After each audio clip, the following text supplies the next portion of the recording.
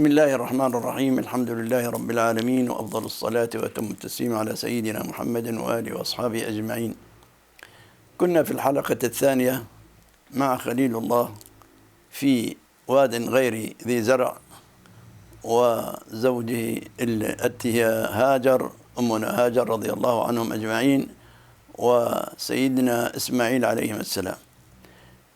فاتنا أمر يجب أن نذكركم به، أنه لما نفذ الطعام والشراب من أمنا هاجر رضي الله عنها، ووجدت في ولدها العطش يحتاج إلى ماء، أخذت تسعى من جبل إلى جبل، جبل يسمى الصفا وجبل يسمى المروة، من أجل أن تنظر إلى القوافل التي تجيء من الشام والقوافل التي تأتي من اليمن، لعلها أن تجد بعض القوافل معها ماء لتنجد وتنقذ ولدها من الهلاك.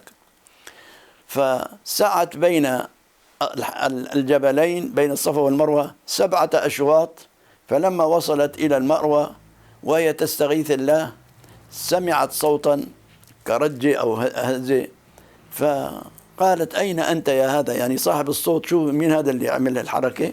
ونظرت إلى مكان الكعبة، وإذ بجوار الكعبة ما كان في كعبة، وكان مكان تربوة، هي يعني تلة صغيرة. فوجدت الماء بجوار إسماعيل عم تنبع، فأسرعت إلى الماء وأخذت تحيطها بالتراب والرمال وتقول لها: زمي يا مباركة، زمي يا مباركة، يعني اعملي لي حوض لا تهربي، لأنه أنا محتاجة إليك.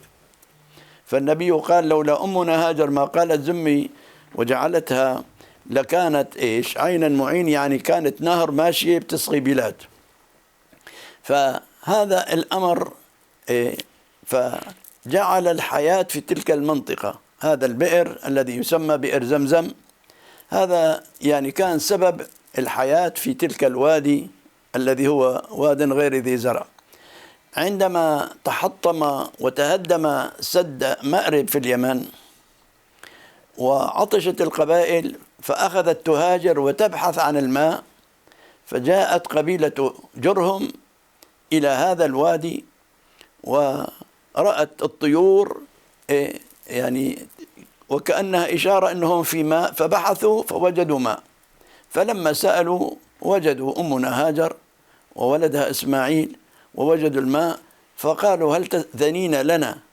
والله يا ابني هي لحالة مدرسة، قبيلة يترجوا حرمة، ممكن نحن نجاورك ونسكن بجوارك وناخذ من الماء ومنعطيك الإبل ومنعطيك حليب الإبل ومنحميك وكذا وكذا. يتفاوضون معها. هلا لو بهالزمان هاي بيكمشوها من توبة، بيلحشوها، ما بنعرف وين، يا بيقتلوها وبيستحلوا الماء.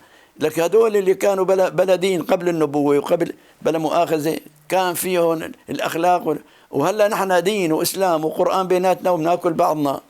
نعيب زماننا والعيب فينا، وليس لزماننا عيب سوانا، ونهجو ذا الزمان بغير ذنب، ولو نطق الزمان لنا هجانا. الزمان لو ينطق بيعطينا قصيدة بتكسر ظهورنا وبتبهدلنا.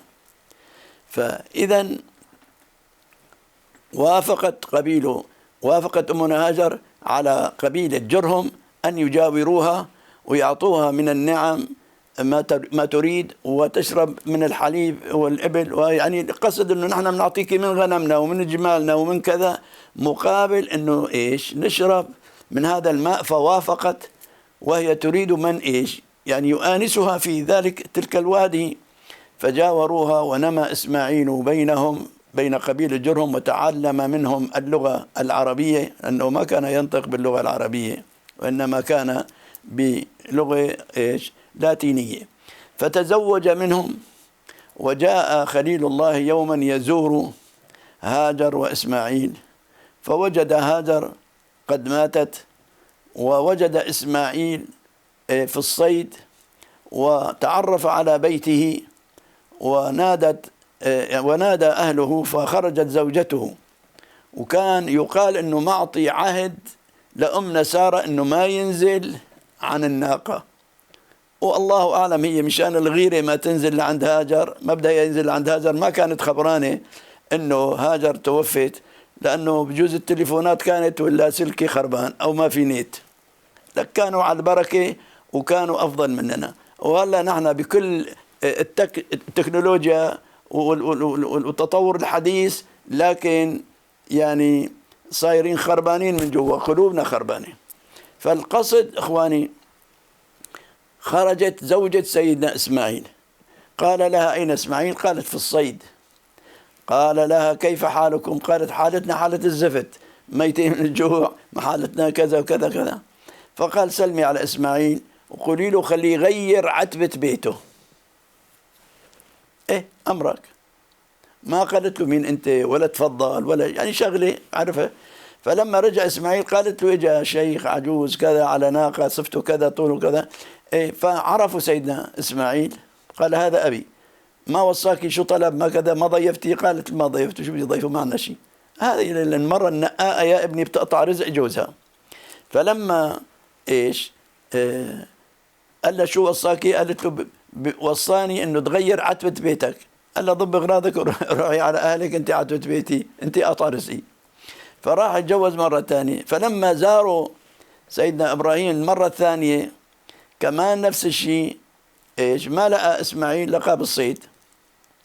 لكن المرة الجديدة هي حلفت عليه انزل. قال: ما أنا ما بقدر بنزل.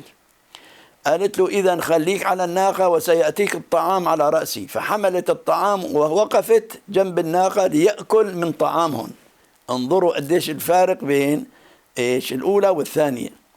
الأرض بتفرق بالشبر، وكذلك النساء بيفرقوا بالشعرة بالسنتي. فالقصد سلمي لي على إسماعيل وقولي له خليه يثبت عتبة بيته. رجع إسماعيل لما حكت له مرته انسر من ضيافتها.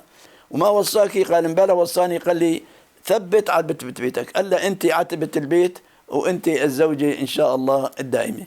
القصد ابني هنا ناخذ عبرة إنه سيدنا إسماعيل يعني كمان يطلع يصيد ويجيب لقومه، لأنه لعياله ما أنه همله قاعد بالبيت والله. يعني معناته اسعى فامشوا في مناكبها وكلوا من رزقه وإليه النشور. فناخذ من هذه القصة عبرة نكفي لكم إياها إن شاء الله في الحلقة القادمة، ونسأل الله لنا ولكم النفع، والحمد لله رب العالمين.